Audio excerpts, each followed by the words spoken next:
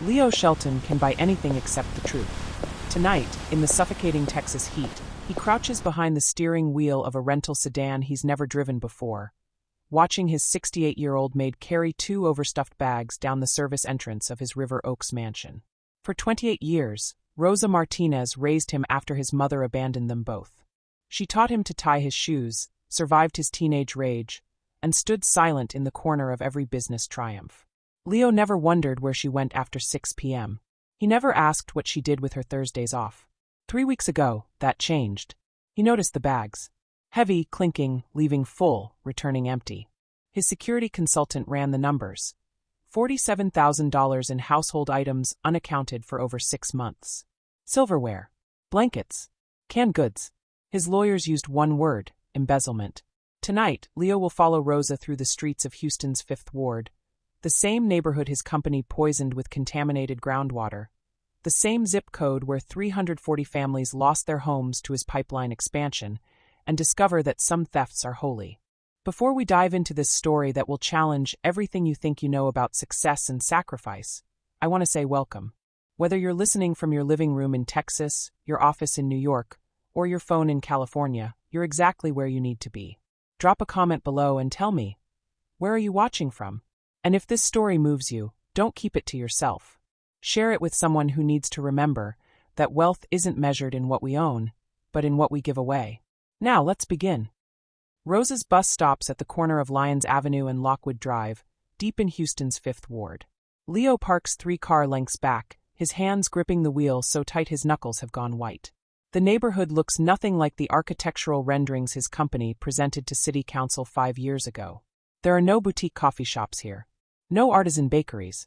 Just boarded-up houses with chain-link fences, corner stores with barred windows, and families sitting on porches because the air conditioning died years ago and nobody's coming to fix it. Rosa steps off the bus, moving slower than Leo remembers.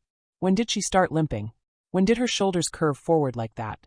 She adjusts both bags, canvas, not leather, bought from some dollar store Leo would never enter, and begins walking east toward a building Leo recognizes with a sick lurch in his stomach. It's the old Emmanuel Baptist Church, the one his pipeline project nearly demolished. His lawyers paid the congregation $180,000 to relocate. He remembers signing the check. He never asked where they went. Rosa descends a set of concrete steps leading to the church basement. The door is propped open with a cinder block, and yellow light spills onto the cracked pavement. Leo waits 5 minutes, then follows. His Italian leather shoes feel obscene against the broken sidewalk. At the bottom of the steps, he hears voices. Laughter. The sound of pots clanging. And then he hears Rosa's voice, warm and strong in a way it never sounds in his house. Come on now, babies, line up. There's enough for everybody. There's always enough. Leo pushes the door open 6 inches and peers inside. What he sees stops his heart. The basement is filled with people.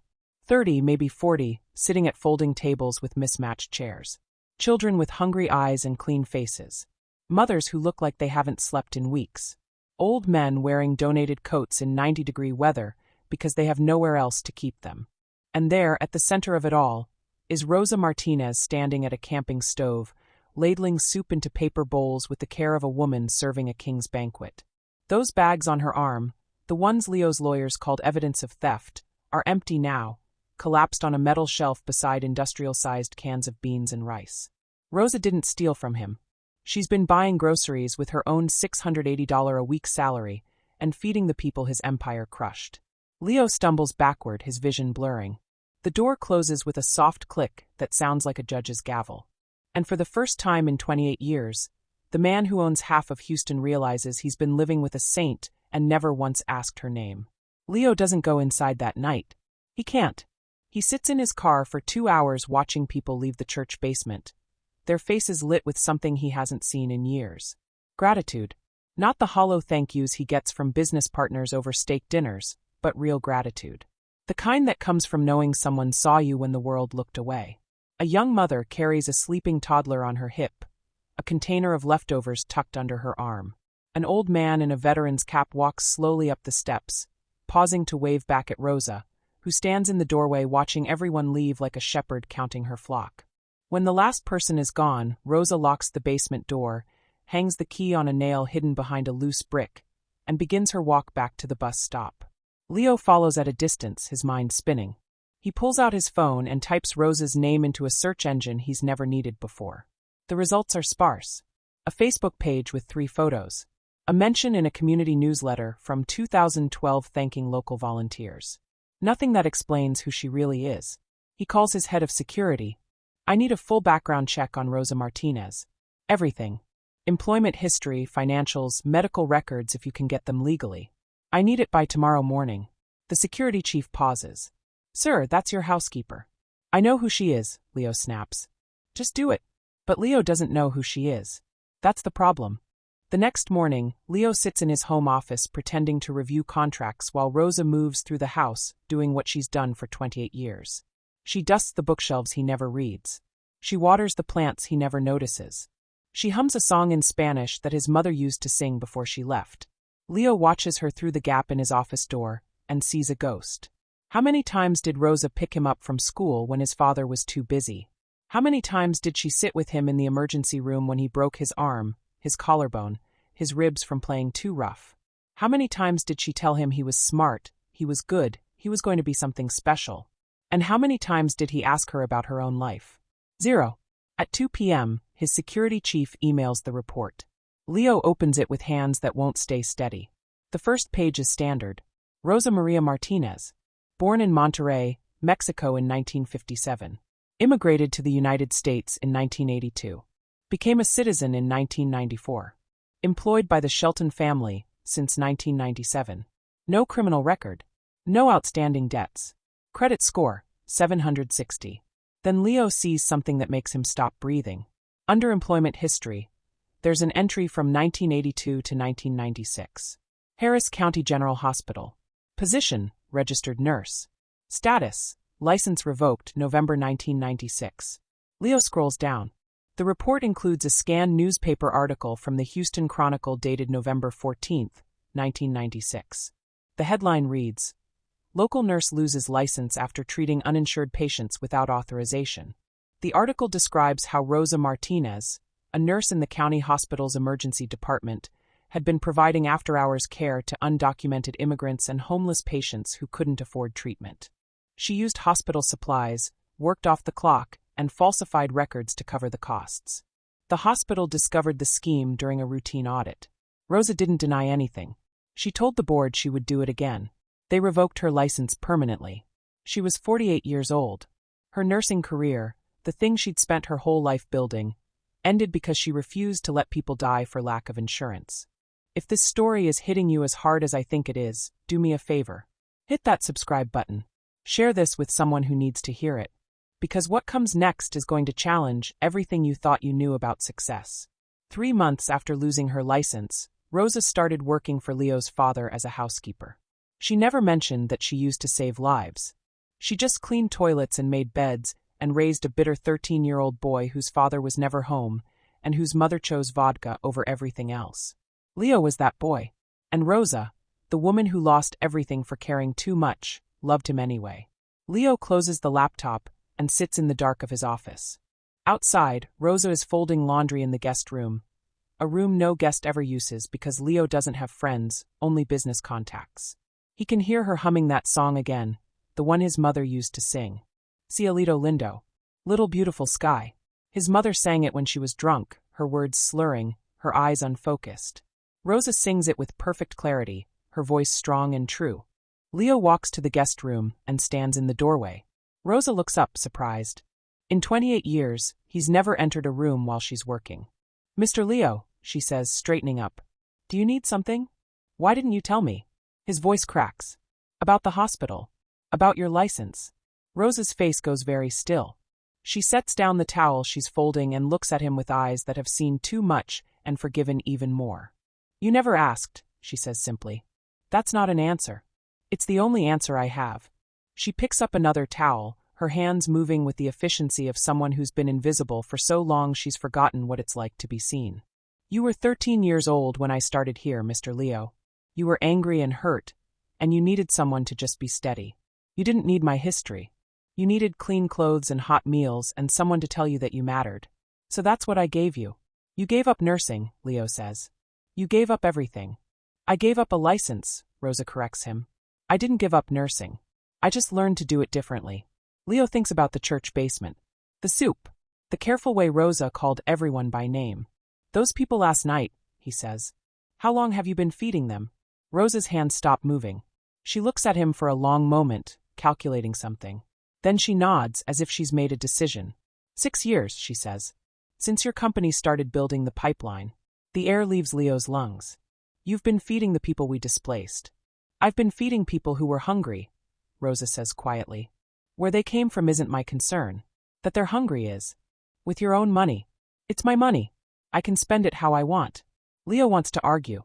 He wants to tell her she's been wasting her wages on people who should pull themselves up by their bootstraps, people who made bad choices, people who aren't his responsibility. But he can't. Because he's seen their faces. He's seen the children. And he knows, with a certainty that makes him want to vomit, that his company put them there. I want to help, he hears himself say. Rosa looks at him with something like pity. No, you don't. You want to feel better about what you've done. That's not the same thing. She's right. Of course she's right. Rosa is always right. Leo leaves the room without another word and goes back to his office. He pulls up the files on the 5th Ward pipeline project. He reads every report, every environmental impact study, every community displacement record that his lawyers assured him was legal and necessary and unavoidable. 340 families relocated. Estimated financial impact. $17 million in property acquisition. Estimated community impact, not assessed. Because they never assessed it. Because Leo never asked them to. Because the people who lived there didn't matter as much as the oil flowing beneath their feet. Leo stays up all night reading. By dawn, he knows the names of every family his company displaced. He knows which schools closed because too many students left the district. He knows which small businesses shut down because their customer base evaporated. He knows that 12 elderly residents died within 6 months of relocation. Their death certificates listing heart failure and pneumonia, but their families saying they died of broken hearts, because you can't transplant an 80-year-old woman from the house where she raised 6 children and expect her to thrive in a subsidized apartment 30 miles away. And he knows that Rosa has been trying to heal the wound he created with $680 a week and a camping stove. The next Thursday, Leo follows Rosa again. This time, he doesn't hide in his car. He walks into the church basement behind her, carrying his own bags. Rosa turns when she hears his footsteps, her eyes widening. Mr. Leo, what are you doing here? Helping, he says. You don't know how. Then teach me. Rosa studies him for a long moment. Then she hands him an apron. Chop onions, she says. And don't you dare cry. These people have seen enough tears. Leo chops onions for 2 hours. His eyes water. His back aches. His hands, soft from years of signing documents and shaking hands at country clubs, blister from the knife handle. Around him, volunteers arrive. A woman named Maria who used to clean offices before the building was demolished for luxury condos. A teenager named Carlos who's trying to graduate high school while working 2 jobs to help his mother pay rent. An old man named Samuel who served in Vietnam and now sleeps in his car because his disability check doesn't cover Houston rent. They work in easy rhythm, these people who have nothing and give everything. They joke. They pray. They argue about whether to add more cumin to the beans. And slowly, Leo begins to understand what Rosa meant. This isn't charity. This is family.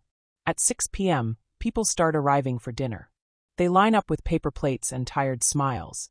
Rosa serves each person with the same careful attention, asking about their children, their health, their hopes. How's your daughter's asthma, Patricia? Did that inhaler help? Carlos, did you pass your math test? Samuel, I have an extra blanket in my car for you. It's getting cold at night. Then Leo sees her.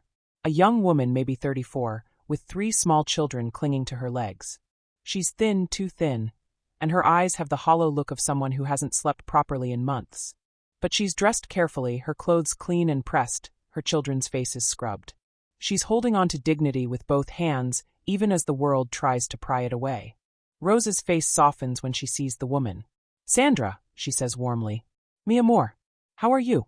We're okay, Miss Rosa, Sandra says quietly. Her voice has a West Texas accent, the kind that comes from generations of living in the same place. The kids are healthy. That's what matters. Rosa fills 4 plates with extra helpings and hands them over. You eat too, she tells Sandra. Not just the babies. Sandra's eyes fill with tears, but she blinks them back. Yes, ma'am.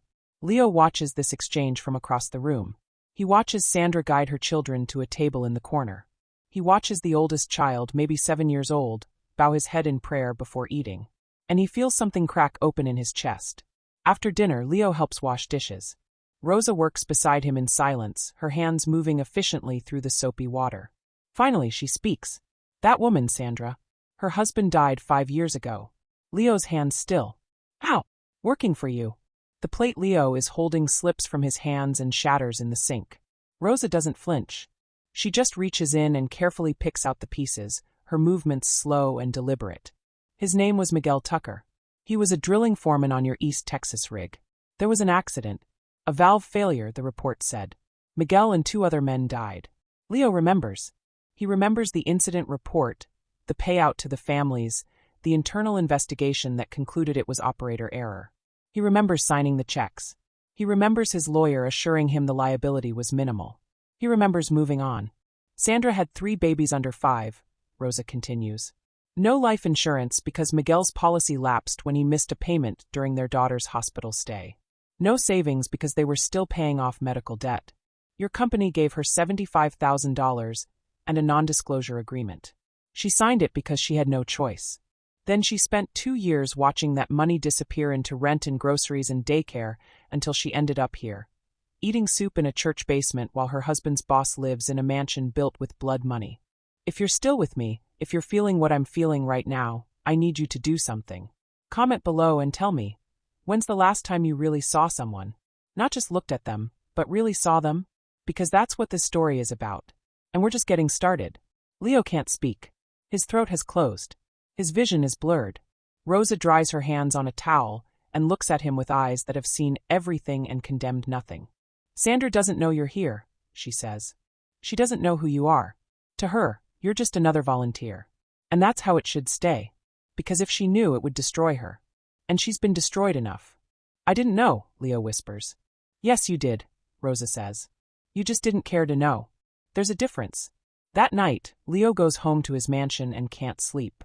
He lies in his temperature-controlled bedroom with its imported sheets and its view of the Houston skyline and feels like he's suffocating. At 3 a.m., he gets up and goes to his study. He pulls the file on Miguel Tucker's accident. He reads the incident report. And this time, he reads it as a human being instead of a lawyer. The valve that failed had been flagged for maintenance 2 months before the accident. The work order was deprioritized to reduce quarterly costs. Miguel Tucker noticed the issue and reported it to his supervisor. His supervisor told him to stop worrying and do his job. 3 days later, Miguel was dead. Leo finds the name of the safety supervisor who deprioritized the maintenance. It's a man named Richard Charles, someone Leo personally promoted for his ability to keep projects under budget. Leo emails him at 3:17 a.m. I need the original work orders from the Tucker incident. Every document, every email, every note. On my desk by 9 a.m. By 8 a.m., Leo has everything. And what he sees makes him sick. The accident wasn't an operator error. It was corporate negligence. His corporate negligence. The company knew the valve was faulty. They chose profit margins over human lives. And when Miguel died, they covered it up with falsified reports and intimidated witnesses into silence. There's more. Miguel had been collecting evidence of another violation. The company was dumping contaminated wastewater into residential aquifers in 5th Ward, poisoning the groundwater that families used for drinking and bathing. Miguel had water samples, photos, internal memos. He was going to report it to the EPA. 3 days before his scheduled meeting with federal regulators, the valve failed. The investigation concluded operator error.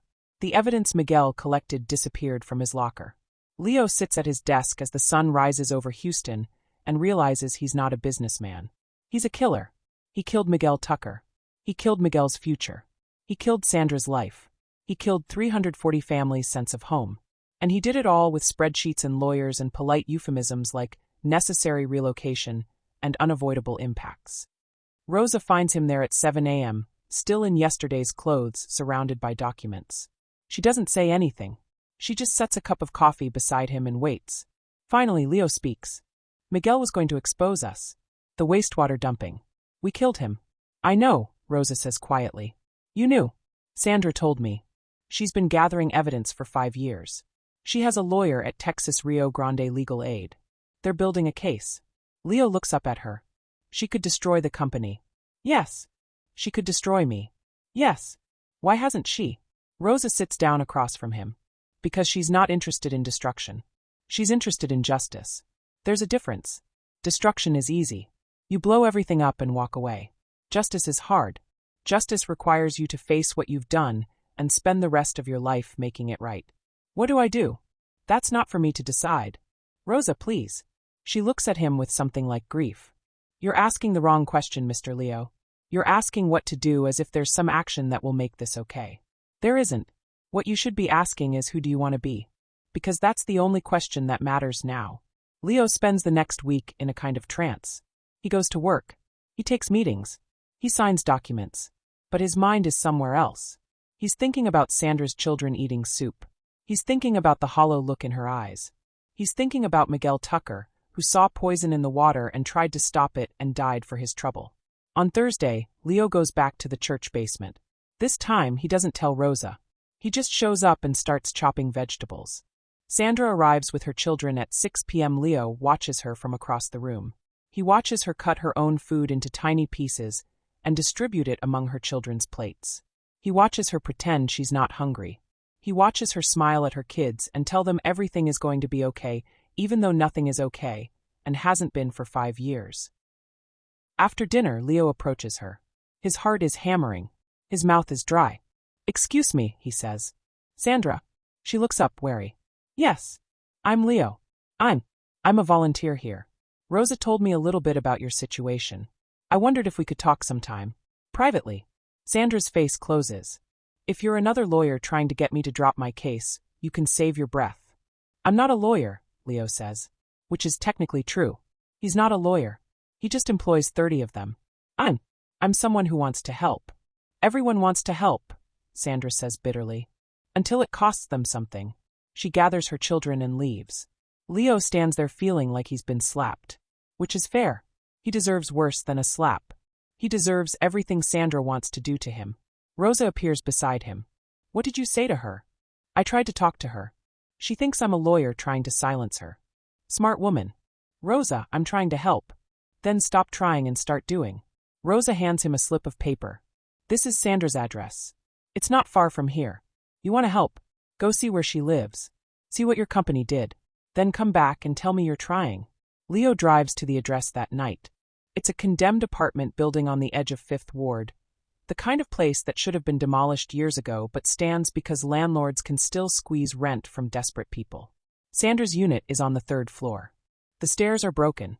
The hallway smells like mold and urine. Leo knocks on the door marked 3C. Sandra opens it a crack, the chain lock engaged. When she sees Leo, her face hardens. "How did you get my address?" "Rosa gave it to me." "Miss Rosa wouldn't do that." "She did. Because she thinks I need to see this."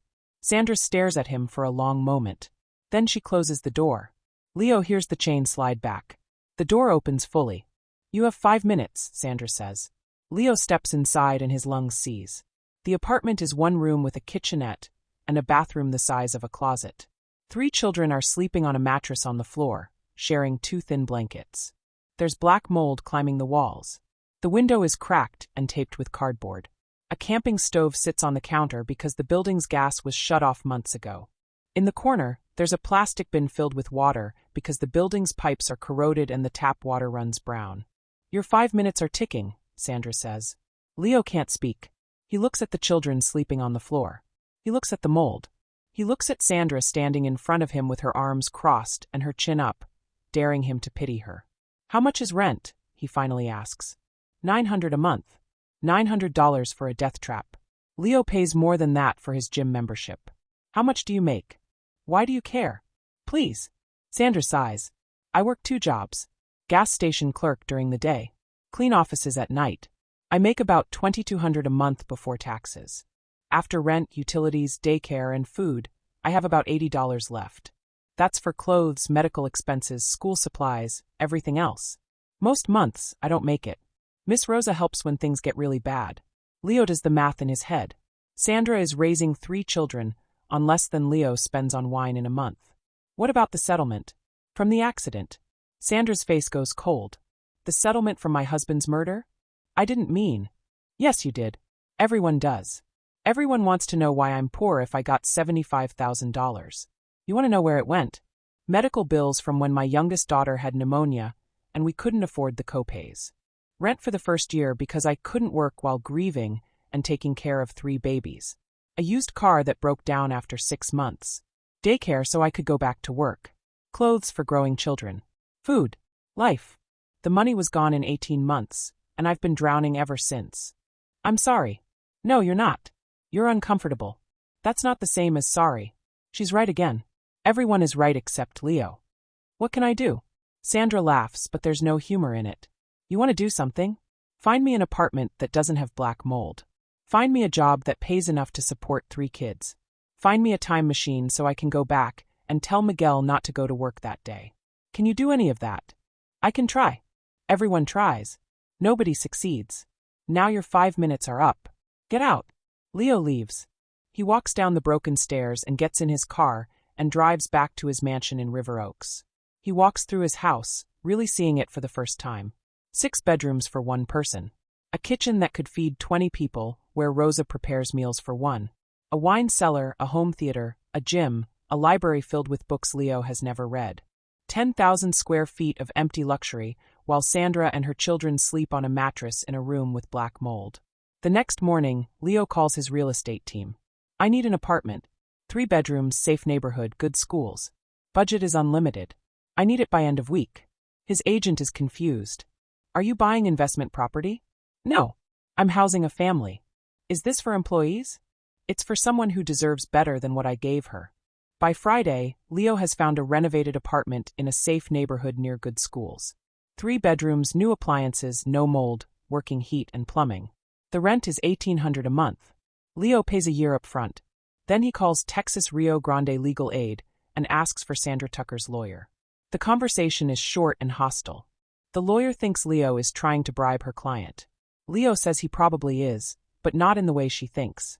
He gives her the apartment address and keys. This is for Sandra and her children. No strings. She doesn't have to drop her case. She doesn't have to talk to me. She doesn't even have to thank me. Just give her a safe place to live. The lawyer is silent for a long time. Who are you really? Someone who's trying to learn the difference between trying and doing. He hangs up before she can ask more questions. 2 weeks later, Rosa tells him Sandra moved into the new apartment. She didn't want to accept it. She thought it was a trap. But her daughter needed to be in a place without mold, so she took it. She still doesn't know who paid for it. Rosa kept Leo's secret. She'll find out eventually, Rosa warns. And when she does, it might destroy whatever good you think you've done. I know, Leo says. I'm not doing this for gratitude. I'm doing it because it's right. You're doing it because you feel guilty. Can it be both? Rosa considers this. I suppose it can. But guilt fades. The question is what you'll do when the guilt is gone and the work is still there. Leo doesn't have an answer to that yet. But he's starting to understand the question. Over the next month, Leo does something he's never done before. He reads. Not contracts or financial reports, but history. He reads about redlining and housing discrimination. He reads about environmental racism and how communities of color are systematically exposed to industrial pollution. He reads about the legacy of oil extraction in Texas and how companies enriched themselves by externalizing costs onto communities that had no power to fight back. He learns that what happened in Fifth Ward wasn't an accident. It was a pattern that's been repeated for 100 years. Companies come in, extract resources, leave devastation, and move on. The profits flow upward to people like Leo. The costs flow downward to people like Sandra. And the system calls this progress. Leo stays up reading until 3 a.m. most nights. Rosa finds him one morning asleep at his desk, his head resting on a book about the Flint water crisis. She touches his shoulder gently. Mr. Leo, you should go to bed. He looks up at her with red eyes. Did you know?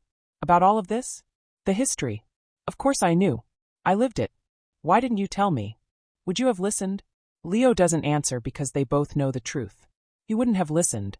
He would have dismissed it as political rhetoric or activist exaggeration. He would have retreated into his comfortable belief that success is earned and poverty is deserved, and if people would just work harder they'd be fine. But now he's seen Sandra's children sleeping on a mattress on a moldy floor. Now he knows their father died because Leo chose profit margins over safety. Now he understands that the Houston skyline he's so proud of was built on the broken backs of people whose names he never learned. And he can't unknow it. He can't unsee it. He's awake now, and there's no going back to sleep. 3 months after discovering Rosa's secret, Leo makes a decision. He calls an emergency board meeting of Shelton Energy. The board convenes in the company's downtown headquarters, 12 men in expensive suits who've made billions from Leo's ruthlessness. They expect a quarterly report. What they get is a revolution. Leo stands at the head of the conference table. Behind him is a screen displaying a single image, Miguel Tucker's face, taken from his employee badge. Beside Leo is Sandra Tucker, wearing her best dress, her hands shaking but her voice steady. And beside Sandra is Rosa Martinez, sitting in a wheelchair because she collapsed last week from exhaustion and malnutrition, and the board needs to see what actual sacrifice looks like. Gentlemen, Leo begins, I've called you here to discuss the future of this company. But first, we need to talk about the past. He clicks a button. The screen fills with documents. The falsified safety report from Miguel's accident. The internal emails about the wastewater dumping. The work orders that were deprioritized to save money. The witness statements that were buried. The settlement agreements that bought silence. 5 years of evidence that Sandra's lawyer has been collecting, evidence that could put half the people in this room in prison. The lead investor, a man named Harrison Gray, goes pale. What is this? This is the truth, Leo says. This is what we've been hiding. This is what we did. We did nothing, Harrison snaps. These were operational decisions made by mid-level managers. Managers I promoted. Managers I incentivized to cut costs. Managers I praised for keeping projects under budget. Leo's voice is steady. I read every report. I signed every check. I knew the valve was flagged for maintenance. I knew we were dumping contaminated water. I knew families were being displaced. I knew all of it. And I did nothing because it was profitable. Because 340 families don't matter as much as our quarterly earnings. Because Miguel Tucker's life was worth less than the cost of fixing a valve. The room erupts. Voices overlap, angry and panicked. But Leo raises his hand and the room goes silent. He's still the majority shareholder. His voice still carries weight. Sandra Tucker is going to speak now. And you're going to listen. Sandra stands. Her hands are still shaking, but her voice doesn't waver. My name is Sandra Tucker. My husband Miguel worked for this company for 8 years. He was a good man. A good father. A good foreman. He saw poison in the water and tried to stop it. 3 days later, he was dead. You paid me $75,000 to stay quiet. I took it because I had 3 babies and no other choice. But I didn't stay quiet. I gathered evidence. I talked to other families. I documented everything. And now I'm giving you a choice. She places a folder on the conference table. This is my lawsuit. It names every person in this room. It details every violation, every cover-up, every family you've harmed. I can file it tomorrow and watch this company burn. Or, she pauses. Or you can do the right thing. Harrison stands up. This is blackmail. No, Sandra says quietly. Blackmail is what you did to me when you made me sign that agreement. This is justice. And justice gives you the opportunity to make things right before the hammer falls. Leo steps forward. Here's what we're going to do. We're going to establish a community trust fund with an initial investment of $200 million. That money will provide full restitution to every family displaced by our pipeline projects. We're going to clean every aquifer we contaminated. We're going to fund health screenings for every resident exposed to our wastewater. And we're going to restructure this company from a traditional corporation into a community-owned cooperative where the people affected by our operations have voting power over major decisions. The room explodes again. Harrison is on his feet, his face red. You can't do this. We'll sue you for breach of fiduciary duty. Sue me, Leo says calmly. The publicity will be excellent for our case. Every news outlet in America will cover a billionaire oil executive admitting his company killed workers and poisoned communities. Your lawyers will spend millions trying to protect profits while the world watches you defend corporate manslaughter. Is that really the battle you want to fight? Another board member speaks up. You'll destroy shareholder value. Good, Leo says. Shareholder value was built on human suffering. I'd rather be poor and clean than rich and complicit. He reaches into his pocket and pulls out his Rolex, the one his father never gave him, the one he bought himself when he made his first billion. He sets it on the conference table with a soft click. I don't need this anymore. I don't need the penthouse or the cars or the reputation. I need to sleep at night. I need to look Rosa in the eye and not feel like a monster. I need to know that Miguel Tucker's children will grow up in a world that values their lives as much as it values profit margins. The silence is absolute. Then Sandra Tucker stands, tears streaming down her face, and begins to clap. Slowly, quietly, but unmistakably. Rosa, weeping, reaches for Leo's hand. Her grip is weak, her body failing from years of self-sacrifice, but her eyes are bright with something Leo hasn't seen before. Pride. Harrison Gray stares at Leo with contempt. You're finished. We'll vote you out. Then vote, Leo says. But the evidence goes public regardless. Sandra's lawsuit gets filed.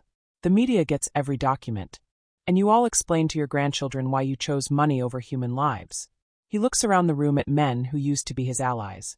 Gentlemen, I've spent 30 years treating people like obstacles to profit. I'm done. Shelton Energy as it exists today ends now. Whether you're with me or against me is your choice. But I'm doing this with or without your approval. He turns to leave. Rosa's wheelchair rolls beside him, Sandra on the other side. At the door, Leo stops and looks back. Oh, and one more thing.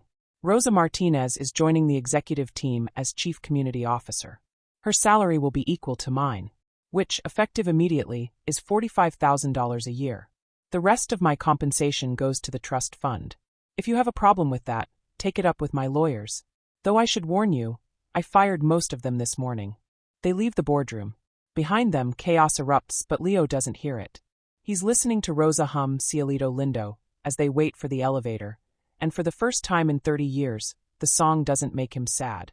The next 6 months are brutal. Half the board resigns. Shareholders file lawsuits. The media has a field day. Some outlets call Leo a hero. Others call him a fraud who's only trying to save his reputation. The business press declares Shelton Energy dead. Investment analysts predict bankruptcy within a year. Leo doesn't care. He's too busy working. He spends his days in Fifth Ward, meeting with families, documenting their needs, setting up health clinics and legal aid offices. He hires Sandra full-time to run community outreach.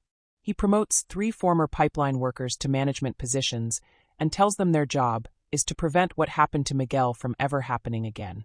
He sells his mansion and moves into a modest apartment in the neighborhood where Rosa grew up.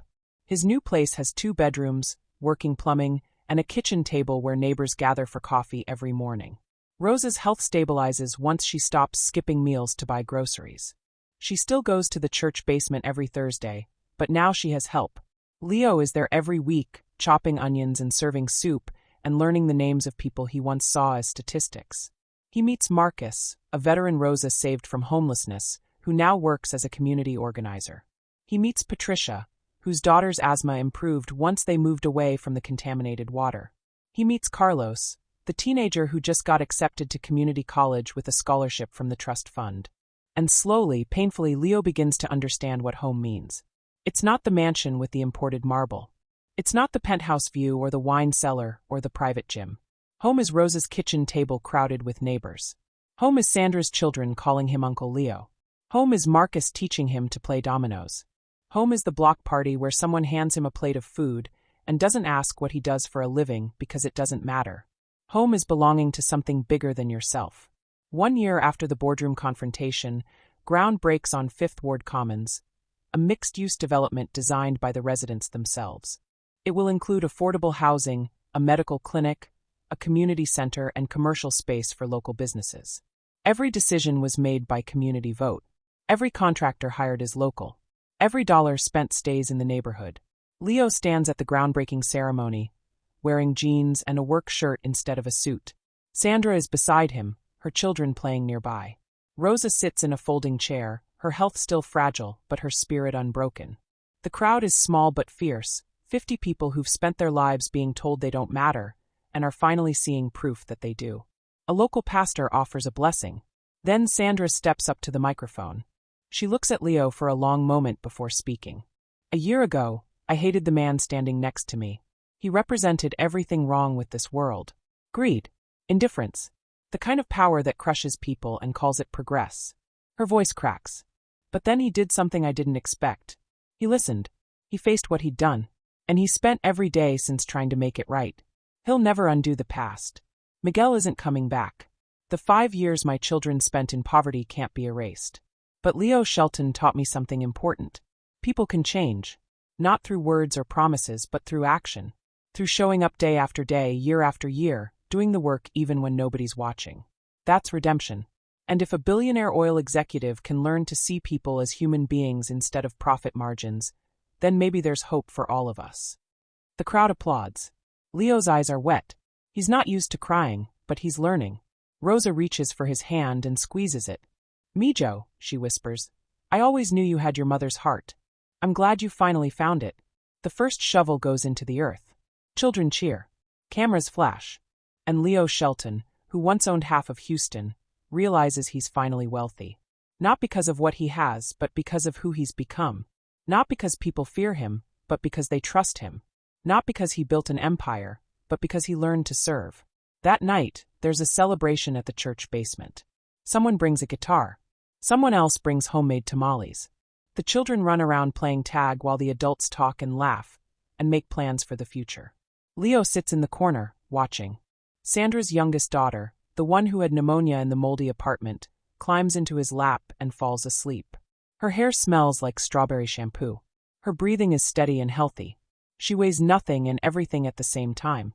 Rosa appears beside him with 2 paper cups of fruit punch. She hands him one and sits down with a sigh. "You look tired," she says. "I am tired," Leo admits. "But it's a good tired. The kind that comes from actually doing something instead of just making money." "Making money isn't evil," Rosa says. "It's what you do with it that matters. And how you make it. Miguel died because your company valued speed over safety. That was evil.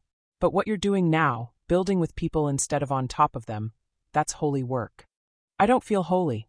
I feel like I'm barely making a dent in the damage I caused." "You're not supposed to fix everything," Rosa says gently. "You're just supposed to do your part. Show up, listen, work, and love. That's all any of us can do. The difference is you have resources most people don't. So your part looks different. But it's not about being a savior. It's about being a neighbor." Leo looks around the room. At faces he knows by name now. At children he's watched grow. At people who've given him grace he doesn't deserve and probably never will. "How do you do it?" he asks Rosa. "How do you love people this much? After everything you've lost, everything you've sacrificed, how do you keep going?" Rosa is quiet for a long moment. Then she says, "Because someone loved me once when I needed it. Because I remember what it's like to be hungry and scared and invisible. Because every person in this room is somebody's Miguel, somebody's Sandra, somebody's child. And if I don't see them, who will?" She looks at him with eyes that have witnessed decades of injustice and somehow still believe in possibility. "You asked me once why I didn't tell you about my nursing license. The truth is, I was ashamed. I thought I'd failed. I lost my career trying to save people the system said weren't worth saving. But I didn't fail. I just learned a new way to heal. Not with medicine, but with food and presence and dignity. You're learning the same lesson. You lost your empire, but you're finding something better. You're finding your humanity. If this story has moved you, if you're seeing the world differently now, I want to ask you something. Don't just watch this video and scroll on. Share it. Tag someone who needs to hear it. Because the truth is, we're all Shelton in some way. We all benefit from systems that hurt other people. We all have the power to look away or to look closer. And the choice we make matters. It matters to the Sandras and the Miguels and the Rosas of the world. It matters to the children sleeping in moldy apartments. It matters to the veterans sleeping in cars. It matters. You matter. Your choices matter. So make them count. 6 months later, Rosa collapses again. This time it's serious. The doctors say her kidneys are failing, that years of malnutrition and stress have caught up with her. She needs dialysis 3 times a week. She might need a transplant eventually. But she's stable. She's resting. And for the first time in Leo's memory, she's letting other people take care of her. Leo visits her every day in the hospital. He brings flowers, books, terrible hospital coffee that she pretends to enjoy. They talk about everything and nothing. About his mother, who Rosa admits she tried to save but couldn't. About Leo's father, who was brilliant and cold and taught Leo that love is weakness. About the 13-year-old boy Rosa met all those years ago who was so angry at the world he couldn't see the woman trying to save him. "I should have asked," Leo says one afternoon. "About your license. About your life. About everything. I should have seen you. You were a child," Rosa says. "Children don't see adults as full people. That's normal. I was an adult for 15 years. I still didn't ask. No, Rosa agrees. You didn't. But you're asking now. That's what matters. I wasted so much time. You didn't waste it. You were becoming who you needed to be. Some people learn through books. Some learn through pain. You learn through both. She reaches for his hand. Her grip is still weak, but it's there. Mijo, I'm proud of you. Not because you're fixing everything. You're not. You can't. But because you're trying. Because you show up. Because when you saw the truth, you didn't look away. That's courage. That's love. That's enough. Leo breaks down. Really breaks down, maybe for the first time since he was 13 and learned that tears are weakness and weakness gets you destroyed. He cries for Miguel and Sandra. He cries for the 340 families. He cries for Rosa and all the years she spent invisible in his house. He cries for the boy he was and the man he's becoming. And Rosa holds him, this woman who raised him and saved him and never gave up on him even when he gave up on himself. Thank you, he whispers. For everything. For staying. For not giving up on me. Mijos don't thank their mothers, Rosa says softly. They just love them. And you do. I know you do. It's the first time she's called herself his mother. It's the first time he's let himself believe it. 2 years after following Rosa to the church basement, Leo Shelton stands at a community block party in 5th Ward. The neighborhood has changed. Not gentrified, but healed. The contaminated wells are cleaned. The affordable housing is built. The medical clinic is open. The schools are funded. Small businesses are thriving. Children play in parks that used to be empty lots. It's not perfect. Poverty still exists. Injustice still happens. But there's hope now. There's infrastructure. There's investment that doesn't require displacement. There's a model that other communities are starting to copy. Leo doesn't live in a mansion anymore. He lives in a 2-bedroom apartment above a taqueria. He makes $45,000 a year, the same as Rosa. He has no Rolex, no designer suits, no private jet. He rides the bus to work. He shops at the grocery store where Sandra used to work. He plays dominoes with Marcus every Sunday. He goes to his neighbor's kids' birthday parties. He is, by every metric that used to matter to him, a failure. And he's never been happier. Rosa appears beside him, walking slowly but steadily. The dialysis is working. She's gained weight. Her eyes are bright. You did good, Mijo, she says, surveying the party. Look at all these people. Look at their faces. Leo looks. He sees Sandra dancing with her daughters. He sees Marcus teaching a group of teenagers how to organize. He sees families eating food from local vendors, supporting their neighbors. He sees children playing in clean streets. He sees community, real community, the kind that can't be bought or built or imposed from above. The kind that grows organically when people are given resources and respect and room to dream. I didn't do this, Leo says. They did. I just got out of the way and wrote some checks. You did more than that, Rosa insists. You listened. You learned. You changed. That's rare. Most people would rather protect their empire than examine their conscience. You chose differently. Because you showed me how. No. Because you decided to see what was in front of you instead of looking away. That was your choice. Nobody could make it for you. Sandra approaches with a plate of food. Uncle Leo, you need to eat. Miss Rosa, sit down before you fall down. They sit at a folding table, the 3 of them, eating tamales and rice and beans. Around them, the party continues. Music plays. Children laugh. Neighbors embrace. And Leo thinks about legacy, real legacy, the kind that isn't measured in buildings or bank accounts, but in lives touched and communities healed and systems changed. His father built an empire. Leo is building something better. He's building relationships. He's building trust. He's building a model for how business can serve communities instead of extracting from them. It's slower. It's harder. It's less profitable by traditional measures. But it's sustainable. It's just. It's human. As the sun sets over 5th Ward, Rosa stands and raises her paper cup. I want to make a toast, she announces. The crowd quiets. 2 years ago, a broken man followed me to a church basement because he thought I was stealing from him. What he found was the truth. That he'd been stealing from all of you. Your homes. Your health. Your futures. Your husband and father, Sandra. Your dignity, Marcus. Your clean water. Your safety. Your trust. She pauses, her voice thick with emotion. But that man, Leo Shelton, did something extraordinary. He faced what he'd done. He spent his fortune making amends. He gave up his empire to become your neighbor. And in doing so, he saved his own soul. To Leo. To Sandra. To To Miguel, who will never forget. To community. To justice. To love. To home. To home, the crowd echoes. Leo raises his cup, his throat tight.